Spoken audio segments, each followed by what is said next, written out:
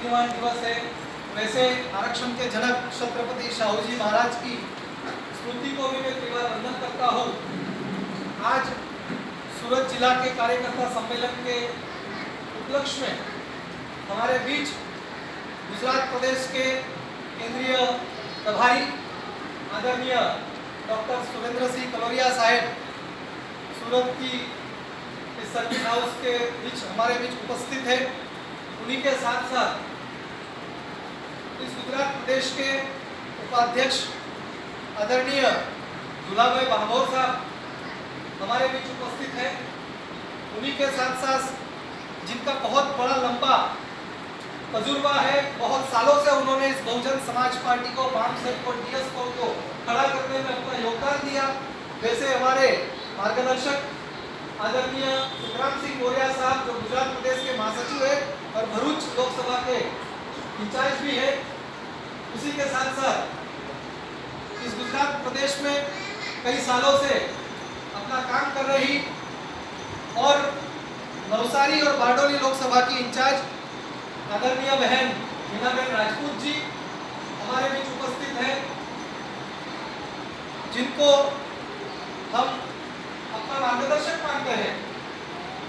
इस सूरत जिले के अंदर बहुजन समाज के लिए रात दिन संघर्ष करते हैं। वैसे हमारे साथी सुरेश दादा सोनवणे जी हमारे बीच उपस्थित है, जिनसे हमें प्रेरणा मिलती है। उनकी 71-72 साल की उम्र है, लेकिन आज भी किसी भी कार्यक्रम में अगर उनको कोई भी सामान्य सी जिम्मेदारी दे दी जाए तो वो अपना जिम्मेदारी निभाने वाले हमारे सूरत जिले के प्रभारी आदरणीय केशव भाई चौहान जी वो भी हमारे बीच उपस्थित है। आज हमारे बीच सूरत जिला के पूर्व जिलाध्यक्ष हमारे परम मित्र जिन्होंने बहुजन मूवमेंट में हमें बहुत कुछ सिखाया, ऐसे एडवोकेट दीपक भाई पिपड़े जी, साथ ही साथ इस कार्यक्रम को संचालन कर रही बहन कैलाश पकवाना जी जो हमारे साथी रमेश पकवाना जी उनकी पत्नी है। आज उनको यह जिम्मेदारी जानबूझकर दी गई है, क्योंकि हमारी नेतृत्वकर्ता जो हमारी बहन आदरणीय मायावती जी है वो हमारी नेता है और हमें महिलाओं का सम्मान करना चाहिए, इसलिए हमने आज उनको संचालन का कारभार दिया हुआ है। साथ ही साथ यहाँ उपस्थित जिले के उपाध्यक्ष आदरणीय नानजी भाई माकड़िया जी, जिले के महासचिव आदरणीय रमेश भाई मकवाना जी, विधानसभा के 84 विधानसभा के प्रमुख मनोज भाई सुर्ती जी, कतारगाम विधानसभा के प्रमुख हमारे रविंद्र भाई कोहली जी, जुझारू नेता हमारी बहन विमला जी, भारतीय बौद्ध महासभा के प्रमुख आदरणीय भीमराव सेंदाने साहब, यहाँ बैठे हमारे साथी मित्र एडवोकेट शिरसाट जी, हमारे भाई समीर जी, समीर भाई, उसके साथ साथ केशव भाई, उसके साथ साथ हमारे रोहित भाई, सईद भाई और फिरोज भाई, ऐसे कई सम्मानित साथी, इन सभी साथियों को मेरा जय भीम और आपका इस कार्यक्रम के अंदर स्वागत है। साथियों,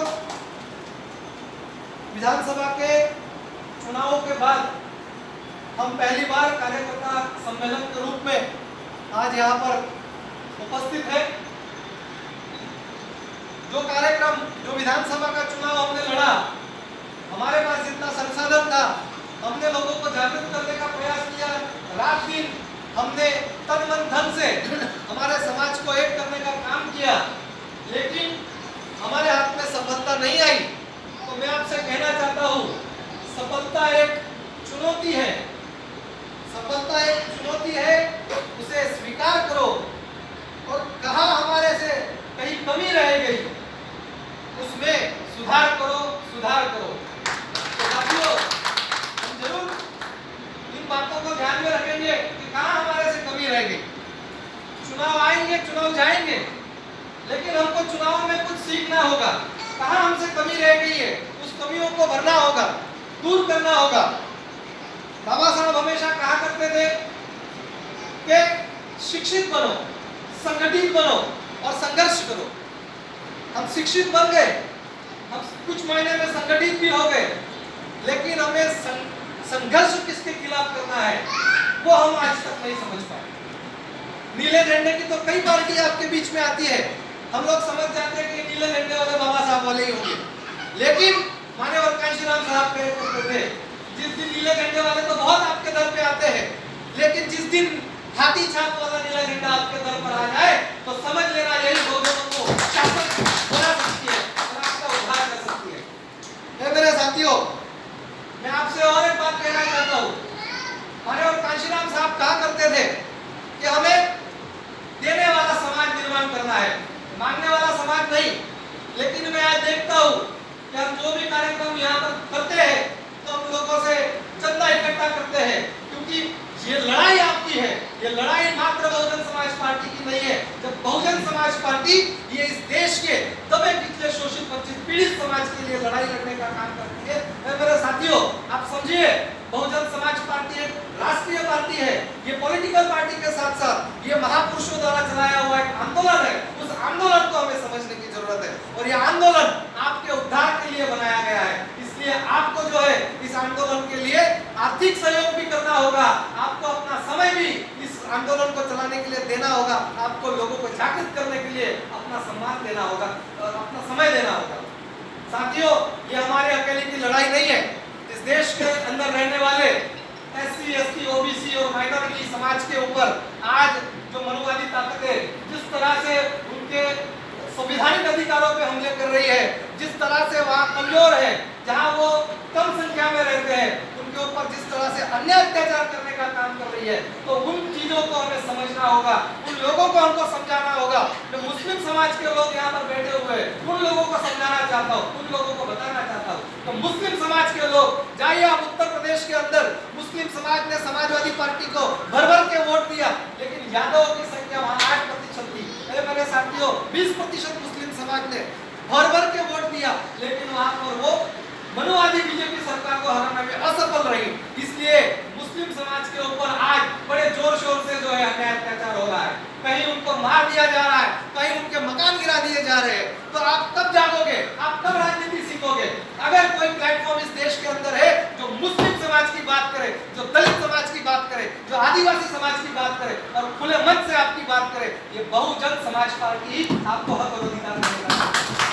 आपका सम्मान जो है बहुजन समाज पार्टी के साथ जुड़ा हुआ है। ये मेरे साथियों, जब उत्तर प्रदेश के अंदर मुस्लिम समाज ने समाजवादी पार्टी को वोट दिया, आज देखिए बहन जी ने 17 मेयर के चुनाव है और 17 मेयरों में से 11 सीटें जो है वो मुस्लिम समाज के लोगों को मेयर की सीट देने का काम किया। अगर आपको कोई इस देश के अंदर भागीदारी देगा तो वो मात्र एक ही पार्टी है, वो बहुजन समाज पार्टी है। मैं आपको बताने रखा था कि मुस्लिम समाज के लोग जो है कांग्रेस के प्रति बड़े वो रहते हैं, कांग्रेस के प्रति सम्मोहित रहते हैं। तो मैं उनको बता देना चाहता हूँ, जब कांग्रेस की यहाँ पर सरकार थी तो कांग्रेस के समय में 26-26 एमएलए मुस्लिम समाज के हुआ करते थे, लेकिन जब आज सरकार में कांग्रेस पार्टी नहीं है, हर तरह जो हिंदूवादी और सनातनवादी जो मानसिकता के लोग इस देश के अंदर तूफान मचाए हुए हैं, तो जब कांग्रेस मुस्लिम समाज के लोगों को हमें सम्मान देना चाहिए, तो मात्र पूरे गुजरात भर के अंदर से 6 मुसलमानों को टिकट देकर उनका जो है योग्य भागीदारी उन्होंने नहीं देने का काम किया। मैं आपको बता देना चाहता हूँ, यही सूरत जिले के अंदर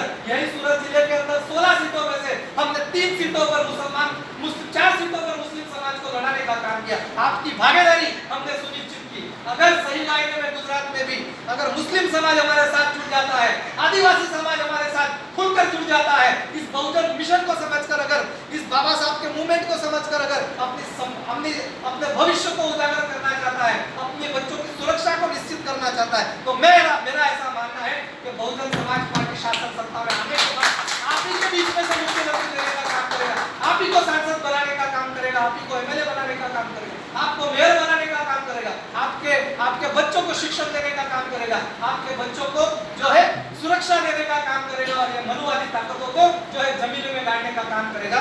इसी शब्दों के साथ मैं आप सभी को जो है बताना चाहता हूँ कि इस कार्यक्रम को करने के लिए हमने हजारों लोगों को हमने फोन किए, हजारों लोगों तक हमने मैसेज पहुंचाए, लेकिन हमारे लोग आज भी कहीं ना कहीं हमें दिखता है तो वो जागरूक नहीं है। उनको 10-10 बार यहाँ पर आने के बाद मैंने कई लोगों को फोन किया कि आज हमारे आन बान शान मान सम्मान स्वाभिमान की लड़ाई हो चुकी है, लेकिन आप कब सुधरोगे, कब जागोगे?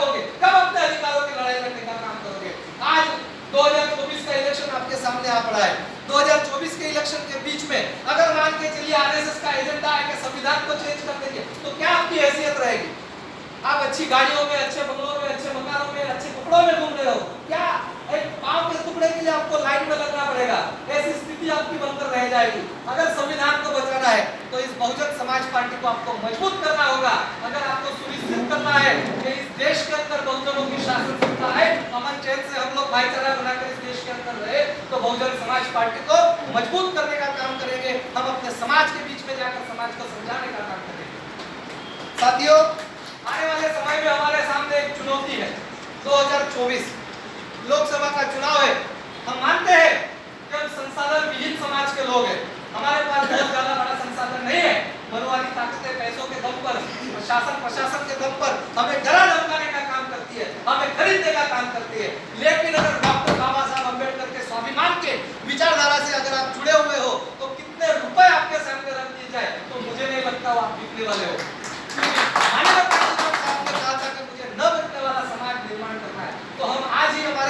समाज के बीच में जाकर, हमारे परिचित लोगों के बीच में जाकर उनको समझाने का काम करेंगे कि हमें न बिकने वाला समाज का निर्माण करना है। 2024 की चुनौती को हम जो है सही ढंग से लड़ने का काम करेंगे। अगर हम गुजरात में से अपना खाता, सूरत के 2 लोकसभा है, सूरत के अंदर एक नवसारी लोकसभा है और एक सूरत लोकसभा है, उसके बीच में हम बड़ी ताकतवर ढंग से अगर लड़ने का काम करें और यहाँ से अगर खाता खोलने का काम करें तो मेरे सम्मानित साथियों, आपको बहुत बड़ा सम्मान मिलने वाला है और आप ही के साथ साथ जो है हमें भी सम्मान मिलने वाला है। साथियों, यही शब्दों के साथ मैं अपनी वाणी को विराम देता हूँ, क्योंकि हमारे मुख्य प्रभारी साहब जो है वो अभी हमें संबोधित करेंगे, वो हमें मार्गदर्शन करेंगे। ऐसी मैं उनसे विनती भी करता हूँ। जय भीम, जय भारत और जय समाज पार्टी जिंदाबाद, जिंदाबाद समाज पार्टी जिंदाबाद। आखिर में प्रमुख अतिथि જે ડોક્ટર સુરેન્દ્રસિંહ કલોડિયા સાહેબ છે, જે ગુજરાત પ્રદેશ પ્રભારી છે અને જેને આપણે સાંભળવા આવ્યા છીએ, હવે તેઓ બે શબ્દો કહેશે અને આપણને જાણકારી આપશે।